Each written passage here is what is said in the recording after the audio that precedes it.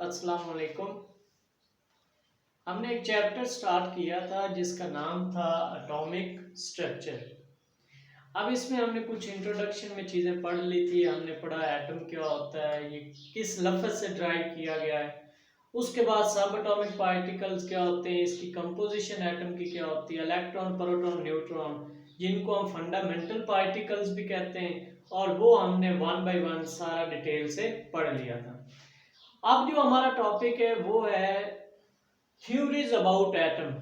Atom के बारे में किस किस साइंसदान ने कौन सा मॉडल पेश किया, वो हमने मॉडल पढ़ने।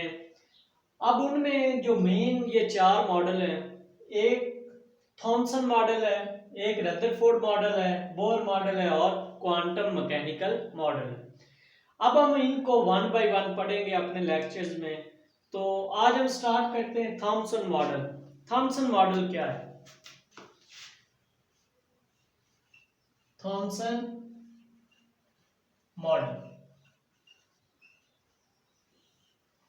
ये जो मॉडल था ये पेश किया था जे थॉमसन ने, उसका नाम था, जिसने इलेक्ट्रॉन भी दरियाफ्त किया था, उसी ने ये मॉडल पेश किया था, जे थॉमसन ने।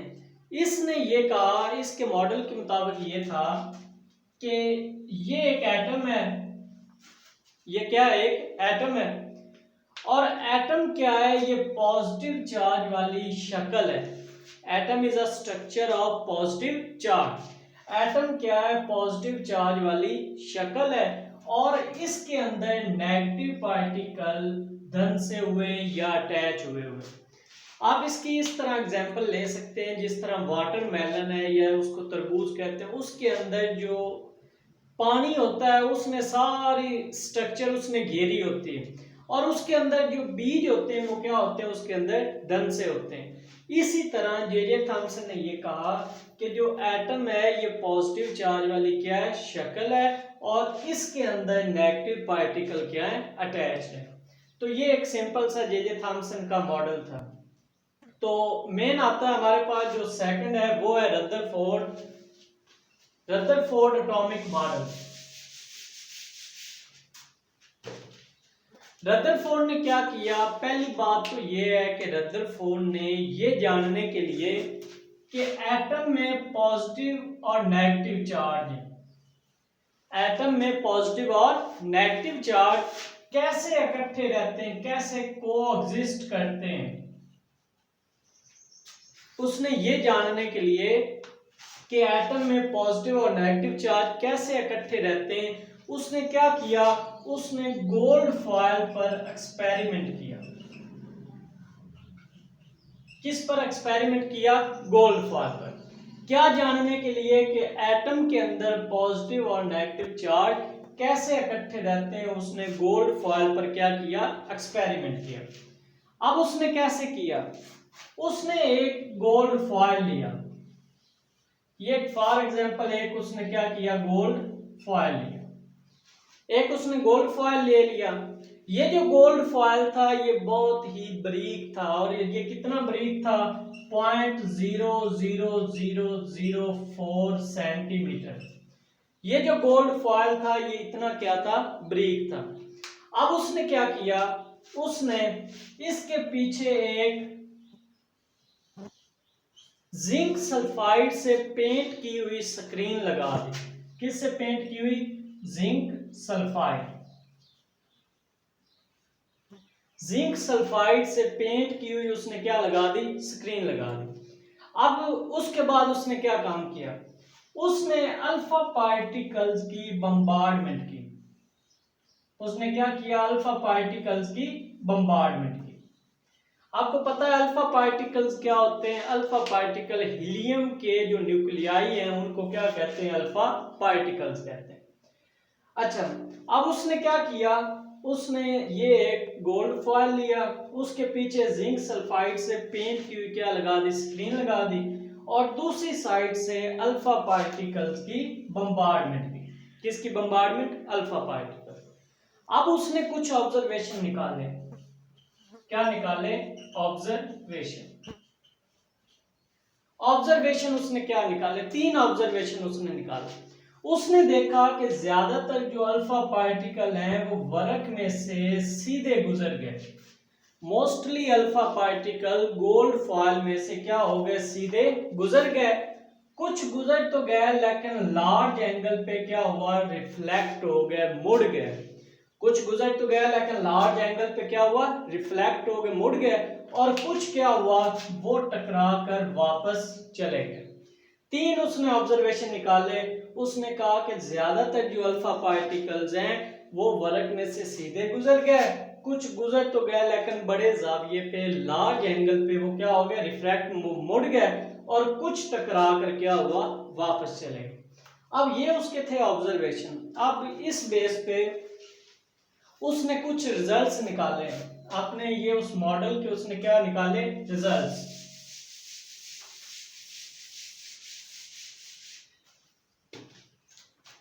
ये आगे हमारे पास आते हैं results of Rutherford atomic model. आपको फिर ऑब्जर्वेशन बता दो। ऑब्जर्वेशन तीन थे कि ज्यादातर अल्फा पार्टिकल क्या हुआ, वर्क में से सीधे गुजर गए, कुछ गुजर तो गया लेकिन बड़े जाविये पे क्या हुआ, मुड़ गए। और कुछ टकरा कर वापस चले गए। अच्छा, अब इसका उसने क्या नतीजा निकाला। पहला, ये आप वैसे ही बना लें कि ये अल्फा पार्टिकल्स थे, ज्यादातर क्या हुआ, सीधे गुजर गए, कुछ गुजर तो गए लेकिन बड़े जाविये पे मुड़ गए, और कुछ टकरा कर वापस चले गए। अब उसने ये कहा कि जो ज्यादातर सीधे गुजरे, जो ज्यादातर अल्फा पार्टिकल सीधा गुजर गए, इसका मतलब एटम का ज्यादातर जो वॉल्यूम है वो एम्प्टी है। एटम का ज्यादातर वॉल्यूम क्या है, एम्प्टी है, पहली बात। दूसरी बात, उसने कहा कि जो गुजर गए लेकिन बड़े जाविये पे क्या हुए, मुड़ गए, इसका मतलब एटम में पॉजिटिव चार्ज है। एटम में क्या है, पॉजिटिव चार्ज है, जिसको उसने न्यूक्लियस का नाम दिया। किसका नाम दिया, न्यूक्लियस का नाम दिया। जो दूसरा, कुछ गुजर तो गया लेकिन बड़े जाविये पे, लार्ज एंगल पे रिफ्रैक्ट हुए, उसका मतलब क्या था कि एटम में पॉजिटिव चार्ज है, और उसको उसने किसका नाम दिया, न्यूक्लियस का नाम दिया। तीसरा उसने कहा कि जो ज्यादातर कुछ जो पार्टिकल है वो वापस मुड़े हैं, टकरा कर वापस गए, इसका मतलब है कि एटम बहुत ही हार्ड है। एटम क्या, बहुत ही हार्ड है, उससे कोई चीज टकराई और वो वापस चली गई। चौथा क्या था, चौथा उसने ये कहा कि जो इलेक्ट्रॉन है ये न्यूक्लियस के गिर्द रिवॉल्व करता है। Electron revolve around the nucleus, के जो इलेक्ट्रॉन है ये न्यूक्लियस के गिर्द क्या करता है, गर्दिश करता है। और लास्ट उसका ये था, पांचवा उसने ये पॉइंट निकाला। उसने कहा कि एटम के अंदर हमने पढ़ा तीन चीजें, इलेक्ट्रॉन, प्रोटॉन और न्यूट्रॉन। एटम में कितनी चीजें हैं, तीन, इलेक्ट्रॉन, प्रोटॉन और न्यूट्रॉन, तीन है। अब उसने ये कहा कि इलेक्ट्रॉन के अलावा एटम में जितने भी पार्टिकल्स है ना, उनको कहते हैं nucleons. Very very important definition for examination, what are nucleons. तो आपने कहना है कि इलेक्ट्रॉन्स के अलावा, except the electron, all particle present in atom are called as nucleons. तो ये उसके कुछ थे रिजल्ट्स। अब इन रिजल्ट्स को आप किस तरह समझ सकते हैं, आप कंसीडर कर लें ये एक एटम है, ये क्या एटम है। हमने पढ़ा था कि एटम के अंदर क्या होता है, न्यूक्लियस होता है। एटम के अंदर क्या होता है, न्यूक्लियस। न्यूक्लियस के अंदर दो चीजें होती हैं, प्रोटॉन होता है और न्यूट्रॉन होता है। प्रोटॉन होता है और न्यूट्रॉन, और जो इलेक्ट्रॉन है ये क्या होता है, उसके गिर्द रिवॉल्व कर रहा होता है। अच्छा, अब ये हम कह सकते हैं कि एटम का जो ज्यादातर मास है, अब ये भी बात आप समझ लें, हमने कल पढ़ा था कि इलेक्ट्रॉन का मास बहुत कम होता है, वो 0 पॉइंट समथिंग होता है। जो प्रोटॉन उसका 1 होता है, 1 से कुछ आगे, और उसके बाद न्यूट्रॉन का भी 1 पॉइंट समथिंग होता है। अब ये है कि हम जो इलेक्ट्रॉन का मास है वो अगर निगलेक्ट कर दें तो हमारे पास बाकी ये जो बचता है ये बाकी एटम का मास है। और ये ज्यादातर जो एटम का मास है वो होता है न्यूक्लियस के अंदर। किसके अंदर होता है? न्यूक्लियस के अंदर, क्योंकि इसके अंदर ही क्या है? प्रोटॉन और न्यूट्रॉन। अच्छा, अब क्या हुआ कि जब इधर से अल्फा पार्टिकल्स आए, क्या हुआ? अल्फा पार्टिकल्स आए तो हमने पढ़ा है, इसने ये नतीजा निकाला था कि ज्यादातर क्या हुए? अल्फा पार्टिकल वर्ग में सीधे गुजर गए। अब ये कैसे गुजरे? क्योंकि आप एक चीज और याद कर लें कि अल्फा पार्टिकल्स पे पॉजिटिव चार्ज होता है। अल्फा पार्टिकल्स पे कौन सा चार्ज होता है? पॉजिटिव। अल्फा पार्टिकल्स पे पॉजिटिव। अच्छा, अब जो तो अल्फा पार्टिकल्स न्यूक्लियस से दूर से गुजरे, क्या हुआ? न्यूक्लियस से दूर से गुजरे, वो सीधे गुजर गए। वो क्या हुआ? सीधे गुजर गए। इसका मतलब कि एटम में क्या है? ज्यादातर स्पेस क्या है? उसका वॉल्यूम एम्प्टी, क्योंकि जो जे थॉम्सन था उसके मॉडल के मुताबिक एटम एक सॉलिड है। एटम क्या है? एक सॉलिड है। मतलब अगर हमारे पास कोई दरवाजा है, उस पर अगर फायर किया जाए तो वो तो उसमें बहुत ज्यादा सुराख हो जाएंगे, लेकिन जब ये पार्टिकल गुजरे तो उसमें तो कुछ भी नहीं हुआ एटम में। तो तब उन्होंने कहा कि जो हमारे पास एटम है ये क्या है? ये सॉलिड नहीं है, बल्कि इसमें बहुत ज्यादा एम्प्टी क्या है? स्पेसेस हैं। इसमें क्या है? एम्प्टी स्पेसेस हैं, क्योंकि ये अल्फा पार्टिकल न्यूक्लियस से दूर से गुजरे हैं, इसलिए ये सीधे गुजर गए। पहला। दूसरा ये था कि जो टकरा कर मुड़े हैं, जो गुजरे तो हैं लेकिन लार्ज एंगल पे क्या हुए? रिफ्लेक्ट हुए। इसका मतलब क्या है? अब जो न्यूक्लियस के करीब से गुजरे हैं ना, क्योंकि न्यूक्लियस में भी क्या है? प्रोटॉन है और न्यूट्रॉन। प्रोटॉन पे कौन सा चार्ज है? पॉजिटिव। न्यूट्रॉन पे कोई चार्ज नहीं होता। अब ये प्रोटॉन जब इसके करीब से गुजरा है ना, तो इनको एक दूसरे में इन्होंने क्या किया? रिपेल किया। जब ये रिपेल किया, ये भी पॉजिटिव था और ये भी क्या था? पॉजिटिव। अब जब इन्होंने एक दूसरे को रिपेल किया है तो ये यहां से क्या हो गया? रिफ्रैक्ट हो गया, मुड़ गया। ठीक हो गया। तीसरा लास्ट ये है कि जो न्यूक्लियस के बिल्कुल सामने गया, जो अल्फा पार्टिकल न्यूक्लियस के बिल्कुल सामने गया है, अब क्या हुआ? इस पे भी पॉजिटिव चार्ज था और न्यूक्लियस पे भी क्या है? Positive charge. तो इस वजह से ये जैसे ही इसके करीब गया है तो ये वापस अपने रास्ते पे ही मुड़ आया है। तो ये तीन इसके क्या थे? नताइज थे या रिजल्ट्स थे। तो ये आपको उम्मीद है समझ लग गई होगी। कुछ सीधे गुजरे, इसका मतलब एटम का ज्यादातर वॉल्यूम क्या है? एम्प्टी है। कुछ गुजर गया लेकिन बड़े जाविये पे मुड़े, इसका मतलब एटम में क्या है? पॉजिटिव चार्ज है, जिसको उसने किसका नाम दिया? न्यूक्लियस का। तीसरा उसने ये कहा कि जो टकरा कर वापस आए, इसका मतलब एटम क्या है? बहुत ही हार्ड है। हार्ड को हम इस तरह समझ सकते हैं कि इनकी जो रिपल्शन थी वो क्या थी? बहुत ही ज्यादा थी। पॉजिटिव पॉजिटिव जैसे ही एक दूसरे के करीब गए हैं, वो क्या हुआ? वापस मुड़ आया। अब इसके बाद लास्ट पे इसके आते हैं।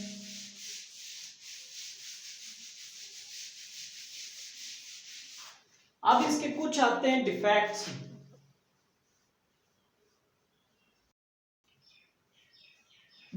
Of Rutherford atomic model. ये मॉडल अच्छा था लेकिन कुछ डिफेक्ट्स थे जिसकी बुनियाद पे ये बोर मॉडल पेश किया गया। अब वो डिफेक्ट्स क्या थे?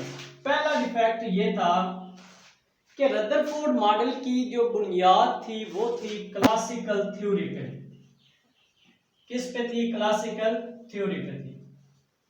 अच्छा, अब क्लासिकल थ्योरी के मुताबिक ये है कि इलेक्ट्रॉन पे चार्ज होता है। इलेक्ट्रॉन पे क्या होता है? चार्ज होता है। क्लासिकल थ्योरी पे बुनियाद है रदरफोर्ड मॉडल की, और क्लासिकल थ्योरी के अकॉर्डिंग ये है कि इलेक्ट्रॉन पे क्या होता है? चार्ज होता है। और रदरफोर्ड ने एक पॉइंट हमने पढ़ा, ये भी दिया था कि जो इलेक्ट्रॉन है वो न्यूक्लियस के गिर्द क्या करता है? रिवॉल्व करता है। अब आपको पता है जिस चीज पर भी कोई चार्ज हो, जब वो चलती रहे तो आखिरकार उसका चार्ज क्या हो जाता है? खत्म हो जाता है, और वो क्या हो जाती? खत्म हो जाए, डिस्ट्रॉय हो जाती। तो रदरफोर्ड का एक नुक्स ये भी डिफेक्ट था कि क्योंकि इलेक्ट्रॉन पे चार्ज होता है और जब ये न्यूक्लियस के गिर्द रिवॉल्व करता है तो अल्टीमेटली इसका चार्ज क्या हो जाए? खत्म हो जाए और ये न्यूक्लियस में गिर जाए। तो ये हम कह सकते हैं कि रदरफोर्ड ने ये कहा था कि एटम को डिस्ट्रॉय हो जाना चाहिए, एटम को क्या हो जाना चाहिए, डिस्ट्रॉय हो जाना चाहिए, तबाह हो जाना चाहिए, पहली बात। दूसरा नुक्स इसका क्या था, दूसरा नुक्स इसका ये था, ये कहता था क्योंकि एटम मुसलसल एनर्जी खारिज करता है, इस वजह से एटम कौन सा स्पेक्ट्रम बनाता है, कॉन्टिन्यूअस स्पेक्ट्रम बनाता है। एटम कौन सा स्पेक्ट्रम बनाता है, कॉन्टिन्यूअस। लेकिन एटम कौन सा बनाता है, एटम लाइन स्पेक्ट्रम बनाता है। एटम कौन सा स्पेक्ट्रम बनाता है, लाइन स्पेक्ट्रम। ये दो डिफेक्ट्स थे, एक ये था कि इसके मुताबिक एटम को क्या हो जाना चाहिए, डिस्ट्रॉय हो जाना चाहिए, क्योंकि इलेक्ट्रॉन मुसलसल क्या कर रहा है, एनर्जी खारिज कर रहा है, इस वजह से अल्टीमेटली उसको न्यूक्लियस में गिर जाना चाहिए, डिस्ट्रॉय हो जाना चाहिए। दूसरा उसने ये कहा, उसने इस बेस पे कि क्योंकि वो मुसलसल एनर्जी खारिज करता है, इस वजह से वो कौन सा स्पेक्ट्रम बनाएगा, कंटिन्यूअस स्पेक्ट्रम। लेकिन एटम कौन सा बनाता है, लाइन स्पेक्ट्रम बनाता है। तो ये हमारे पास थॉमसन मॉडल और रदरफोर्ड एटॉमिक मॉडल क्लियर हो गया होगा। अगर आपको कोई फिर भी मुश्किल हो तो काइंडली आपने कमेंट में जरूर पूछना है। इंशाल्लाह नेक्स्ट वीडियो में हम बोर मॉडल और क्वांटम मैकेनिकल मॉडल पढ़ेंगे। थैंक्स फॉर वॉचिंग एंड अल्लाह हाफिज़।